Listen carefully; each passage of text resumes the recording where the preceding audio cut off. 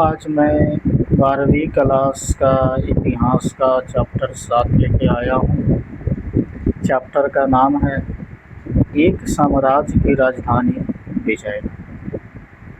तो आइए इसका प्रश्न उत्तर हम देखने का प्रयास करते हैं। प्रश्न नंबर 1,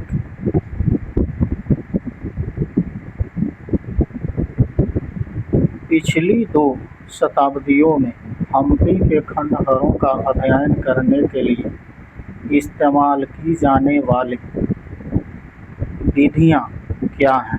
किस तरह से आपको लगता है कि उन्होंने विरूपाक्ष मंदिर द्वारा प्रदान की गई जानकारी को पूरक किया होगा? उत्तर हो जाएगा कर्नल कॉलिन मैकेंजी नाम के एक इंजीनियर और एंटी कलेरियन ने वर्ष 1800 में हम्पी के खंडहरों को प्रकाश में लाया। वह ईस्ट इंडिया कंपनी के कर्मचारी थे। उन्होंने साइट का पहला सर्वेक्षण मानचित्र तैयार किया। शुरुआत में उन्होंने जो जानकारी मिली वह विरूपाक्ष मंदिर के पुजारी और पंपा देवी के मंदिर की यादों पर आधारित थी। वर्ष 1836 से फोटोग्राफरों ने स्मारकों को रिकॉर्ड करना शुरू कर दिया, जिससे विद्वानों ने उनका अध्ययन करने में सक्षम बनाया। एपिग्राफिस्टों ने हम्पी में वहाँ और अन्य मंदिरों से शिलालेख इकट्ठा करना शुरू किया। इतिहासकारों ने विदेशी यात्रियों और तेलुगु, कन्नड़, तमिल और संस्कृत में लिखे गए अन्य साहित्य के खातों से जानकारी एकत्र करना शुरू किया। क्वेश्चन नंबर 2, विजयनगर की पानी की ज़रूरतें कैसे पूरी हुई? उत्तर होगा तुंगभद्रा नदी द्वारा गठित एक प्राकृतिक बेसिन ने विजयनगर की जल आवश्यकताओं को पूरा किया। यह उत्तर पूर्व दिशा में बहती थी। चट्टानी बहिर्वाह से कई धाराएं नदी में बह गई। अलग अलग आकार के जलाशय बनाने के लिए इन धाराओं के साथ तटबंध बनाए गए थे। चूँकि यह प्रायद्वीप के सबसे शुष्क क्षेत्र में से एक है, इसलिए बारिश के पानी को इकट्ठा करने और इसे शहर में ले जाने के लिए विस्तृत व्यवस्था की जानी थी। सबसे महत्वपूर्ण टैंकों में से एक 15वीं शताब्दी के शुरुआती वर्षों में बनाया गया और अब इसे कमलापुरम टैंक कहा जाता है।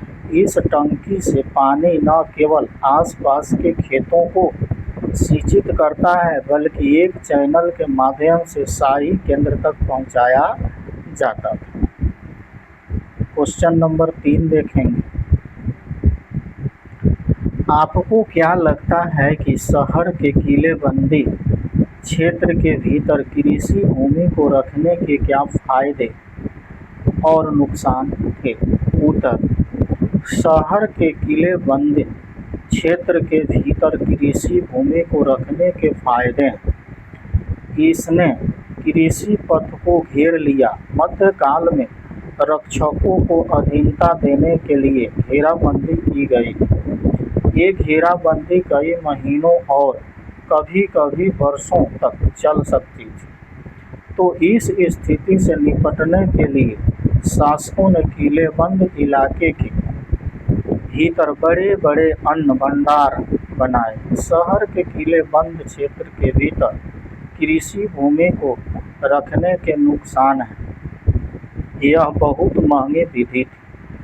कृषि भूमि उन स्थानों से दूर थी जहां किसान रहते। क्वेश्चन नंबर 4,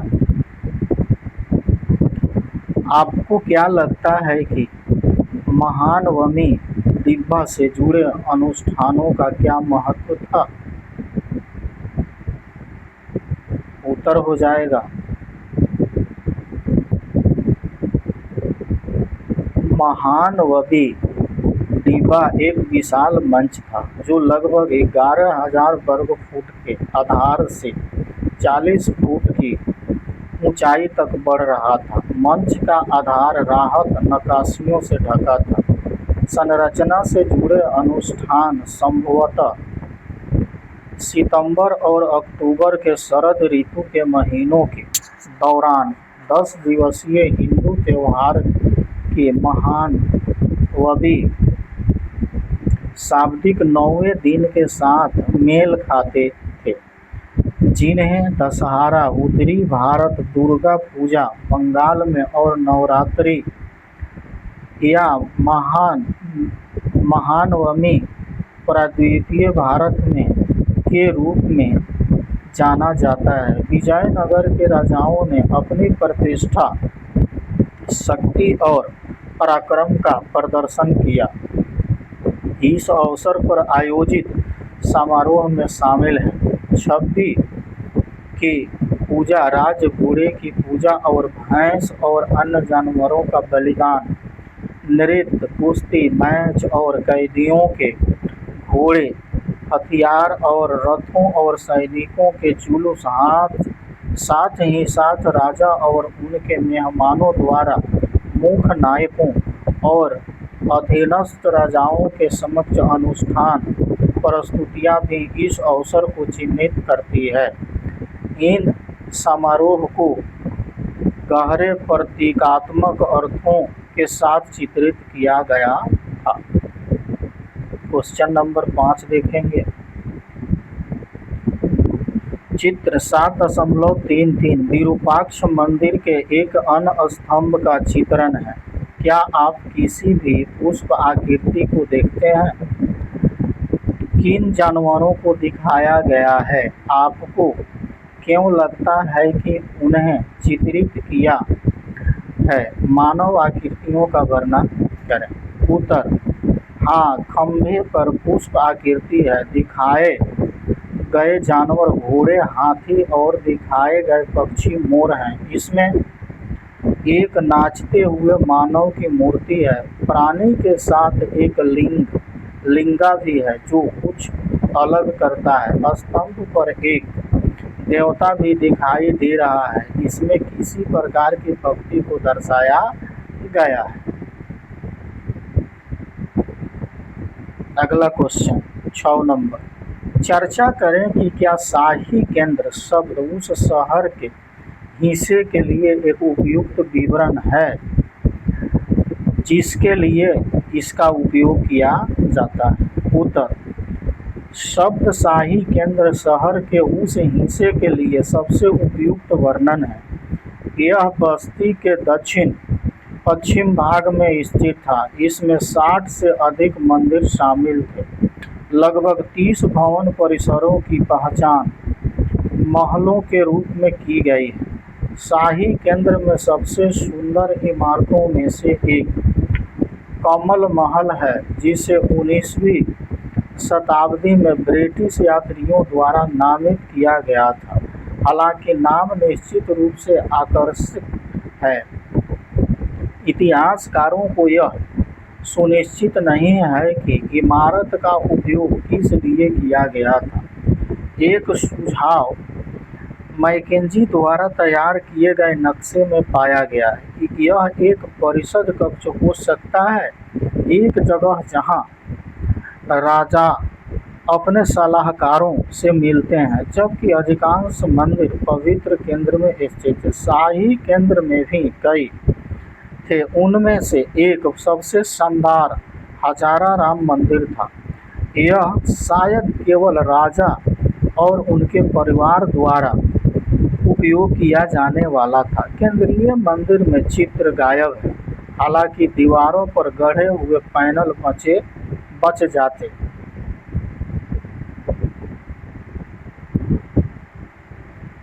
इनमें मंदिर की आंतरिक दीवारों पर गढ़ी गई रामायण के दृश्य शामिल हैं। अगला क्वेश्चन 7 नंबर। कमल महल और हाथी अस्तबल जैसी इमारतों की वास्तुकला हमें उन शासकों के बारे में बताती है जिन्होंने उन्हें बनाया। उत्तर, कमल महल 19वीं शताब्दी में ब्रिटिश यात्रियों द्वारा कमल महल का नाम रखा गया था। हालांकि इतिहासकार इमारत की उपयोगिता के बारे में निश्चित नहीं है। मैकेंजी द्वारा तैयार किए गए नक्शे में पाया गया एक सुझाव यह है कि यह एक परिषद कक्ष हो सकता है, एक जगह जहां राजा अपने सलाहकारों से मिलते थे। कमल महल में 9 मीनारें थीं, एक ऊंच केंद्रीय और 8 किनारे हाथी अस्तबल। विजयनगर के शासकों द्वारा एक बहुत बड़ी सेना को बनाए रखा गया था। संभवतः उन्होंने हाथियों की एक बड़ी संख्या को बनाए रखा होगा और हाथियों को समायोजित करने के लिए कमल महल के पास हाथी अस्तबल का निर्माण किया गया था। अगला क्वेश्चन हम देखेंगे, क्वेश्चन नंबर 8।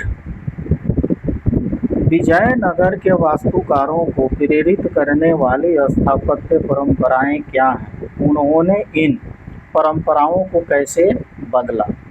उत्तर हो जाएगा, इस अवधि के दौरान मंदिर की वास्तुकला में कई नई विशेषताएं स्पष्ट हुई। इनमें अपार पैमाने की संरचनाएं शामिल थीं जो अवश्य ही शाही अधिकार की निशानी थी। सबसे अच्छा उदाहरण राया गोपुरम था। शाही द्वार अक्सर केंद्रीय धार्मिक स्थलों पर इमारतों को मौना कर देते थे जो एक महान दूरी से मंदिर की उपस्थिति का संकेत देते। उन्हें राजाओं की शक्तियों के अवशेष के रूप में भी जाना जाता था जो इन विशाल द्वार के निर्माण के लिए आवश्यक संसाधनों, तकनीकों और कौशलों को आदेश देने में सक्षम थे। अन्य विशिष्ट विशेषताओं में मंडप और लंबे स्तंभों वाले गलियारे शामिल हैं जो अक्सर मंदिर परिसर के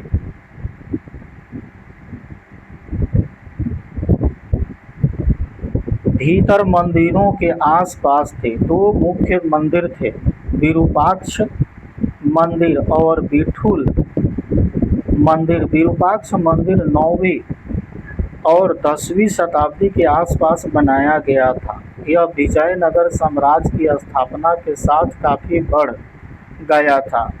मुख्य मंदिर के सामने का हॉल कृष्णदेवराय ने अपने परिग्रहण के लिए बनवाया था। यह नाजुक नक्काशीदार खंभों से सजाया गया था। विठुल्ला मंदिर 13वीं शताब्दी में बनाया गया था और यहाँ के प्रमुख देवता विट्ठल विष्णु का एक रूप थे। मंदिर में कई हॉल और एक अद्वितीय मंदिर है जिसे रथ के रूप में बनाया गया है। क्वेश्चन नंबर 9 देखेंगे, विजयनगर के सामान्य लोगों के जीवन की क्या छवि आप अध्याय में विभिन्न विवरणों से पाते हैं? उत्तर, विजयनगर साम्राज्य की स्थापना 1336 में बुक्का राय और हरिहर द्वारा की गई थी। साम्राज्य में ऐसे लोग शामिल थे जो विभिन्न भाषाएं बोलते थे और विभिन्न धार्मिक परंपराओं का पालन करते थे।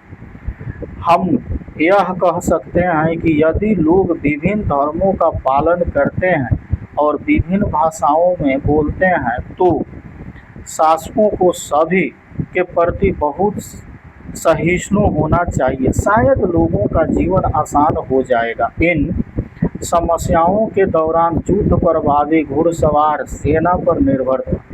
अरब और मध्य एशिया से घोड़े का आयात महत्वपूर्ण था। इसे शुरुआत में अरब व्यापारियों ने नियंत्रित किया था। बाद में व्यापारियों के स्थानीय समुदाय, जिन्हें कुदिराई चेटी या घोड़ा व्यापारी के रूप में जाना जाता है, ने भी इन आयातों में भाग लिया।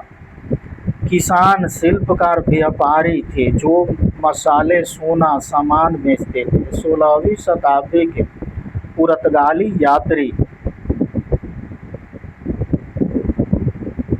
बारबोसा ने सामान्य लोगों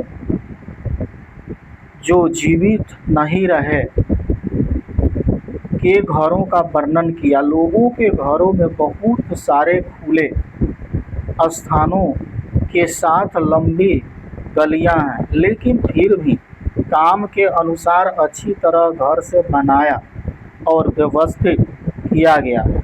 सर्वेक्षणों से यह भी संकेत मिलता है कि कुओं, वर्षा के पानी के साथ साथ मंदिर के टैंकों ने भी शहर के सामान्य निवासियों को पानी के स्रोत के रूप में कार्य किया हो सकता है। मानचित्र का हम देख लेते हैं। मानचित्र में क्वेश्चन दिया गया है, दुनिया के रूपरेखा मानचित्र पर इटली, पुर्तगाली, ईरान, रूस को चिन्हित करें। उन मार्गों की पहचान करें जिन्हें यात्रियों ने विजयनगर पहुंचने के लिए काम में लिया होगा। उत्तर, यात्रियों ने जिन मार्गों को काम में लिया होगा वे है इटली से निकोलो डे कोंटी और पुर्तगाल से डुआर्टे बारबोसा, डोमिंगो पारा और फर्नाओ मोनोजो ने विजयनगर पहुंचने के लिए लाल सागर, अरब सागर और हिंद महासागर को पार किया होगा। रूस के अफनासई निकितिन ने भारत और फिर दक्षिण भारत तक पहुंचने के लिए अफगानिस्तान के माध्यम से भूमि मार्ग लिया होगा। अब आप इस नक्शा को देख सकते हैं और समझ सकते हैं। यह वीडियो अगर आपके काम के लिए होगा, अगर अच्छा लगा होगा तो वीडियो को लाइक और चैनल को सब्सक्राइब कर दीजिएगा ताकि आपको नोटिफिकेशन सबसे पहले मिल जाए। इस अपना कीमती समय देने के लिए आपको बहुत बहुत धन्यवाद। आपका दिन शुभ हो।